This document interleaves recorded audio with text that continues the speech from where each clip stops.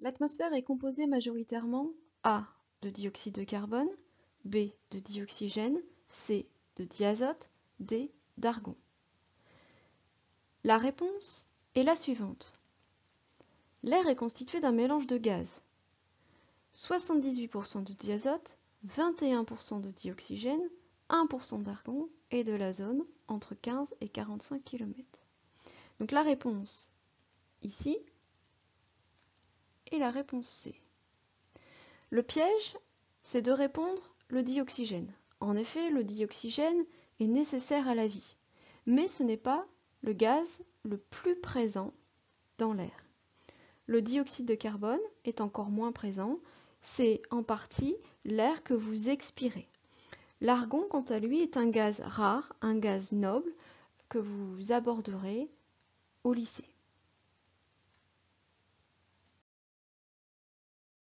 Question 2.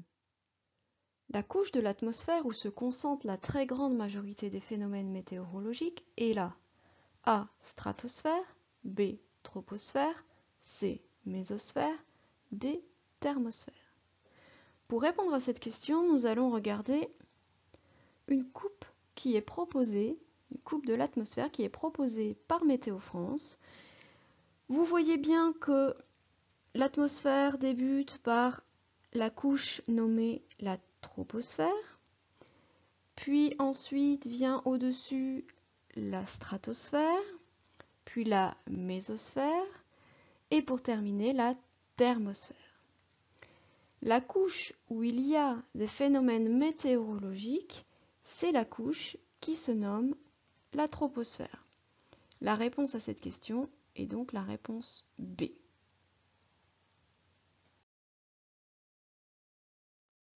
Question 3. À la latitude de Paris, l'altitude et la température moyenne de la tropopause sont A. 7 km d'altitude et moins 45 degrés Celsius. B. 11 km d'altitude et moins 56 degrés Celsius. C. 17 km d'altitude et moins 45 degrés Celsius. D. 11 km d'altitude et moins 80 degrés Celsius. Pour répondre à cette question, regardons la coupe de l'atmosphère proposée par Météo France et zoomons à la limite entre la troposphère et la stratosphère. On y trouve une séparation imaginaire nommée la tropopause. Cette tropopause se situe à environ 11 km d'altitude et la température qui y règne est de moins 56 degrés Celsius. La réponse à cette question est donc la réponse B.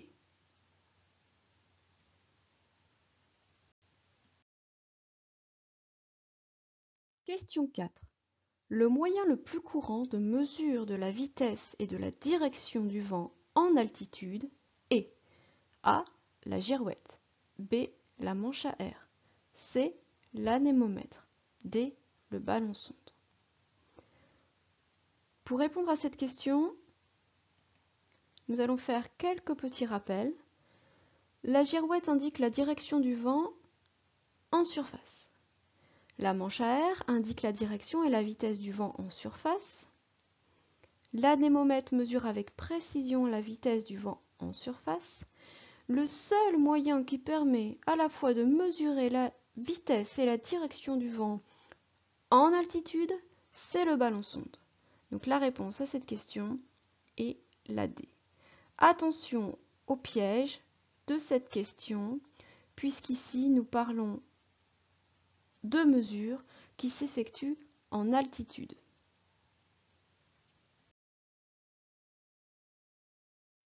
Question 5.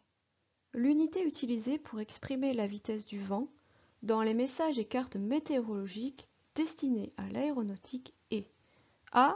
Le nœud, B. Le kilomètre par heure, C.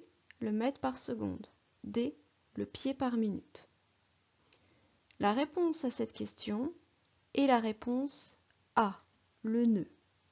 Je rappelle ici qu'un nœud correspond à 1,852 km par heure.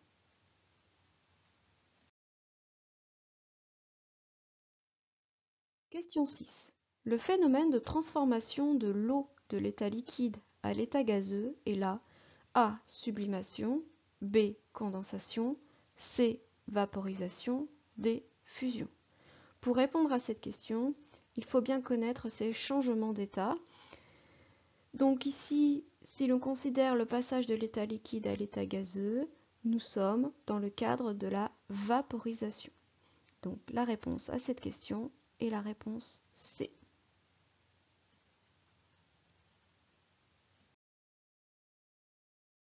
Question 7. La Terre reçoit l'énergie solaire émise par A. Rayonnement, B. Conduction, C. Convection, D. Advection. Les trois premiers termes sont des termes qui sont vus pendant le cycle 4 en physique-chimie dans le thème l'énergie et ses conversions. Voici une petite image qui va nous permettre de répondre à la question. Vous voyez bien que la conduction est liée, par exemple, au transfert de chaleur au sein même d'un matériau, au sein même d'un métal. Le phénomène de convection, lui, correspond au mouvement dans une masse, donc la partie chaude étant moins dense monte, puis se refroidit, elle est donc plus dense et redescend, et subit un cycle perpétuel. Quant au rayonnement, il est lié au rayon émis ici. La réponse à cette question est la A. La Terre reçoit l'énergie solaire émise par rayonnement. On parle également des rayons du Soleil.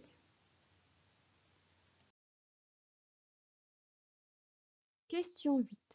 Le phénomène de convection est le plus intense. A. L'hiver pendant l'après-midi. B. L'hiver pendant la nuit et tôt le matin. C. L'été pendant l'après-midi. D. L'été pendant la nuit et tôt le matin. Pour répondre à cette question, il faut se rappeler ce qu'est la convection. La convection est un transfert thermique qui permet aux nuages de se former. L'air chaud, moins dense, monte. En montant, il rencontre des zones plus froides et se refroidit. En se refroidissant, il devient alors plus dense et redescend, et ainsi de suite. Nous avons donc un phénomène de boucle. Et ce phénomène, puisque nous avons besoin d'une différence assez importante de température pour observer ce phénomène, il va avoir lieu l'été pendant l'après-midi.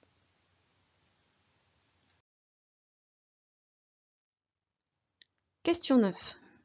Une vaste région où la pression est inférieure à 1015 hectopascales et dont la pression minimale est située au centre s'appelle A. une dorsale, B. une dépression, C. un Thalweg, D. un anticyclone. Avant de répondre à cette question, revenons sur les définitions. Un anticyclone, c'est une zone où la pression atmosphérique qui règne va être supérieure à la pression atmosphérique standard.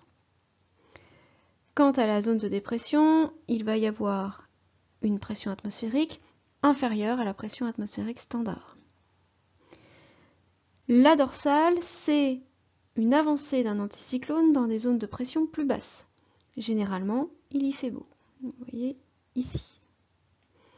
Un Thalweg, c'est une avancée des zones de basse pression, on y rencontre du vent fort et du mauvais temps. Ici.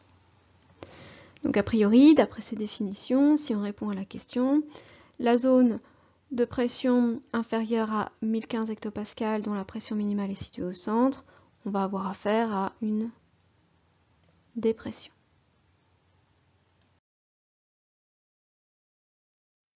Question 10.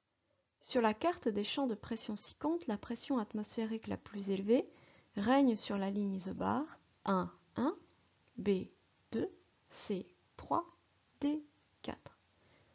Avant de répondre à cette question, définissons ce qu'est une ligne isobare.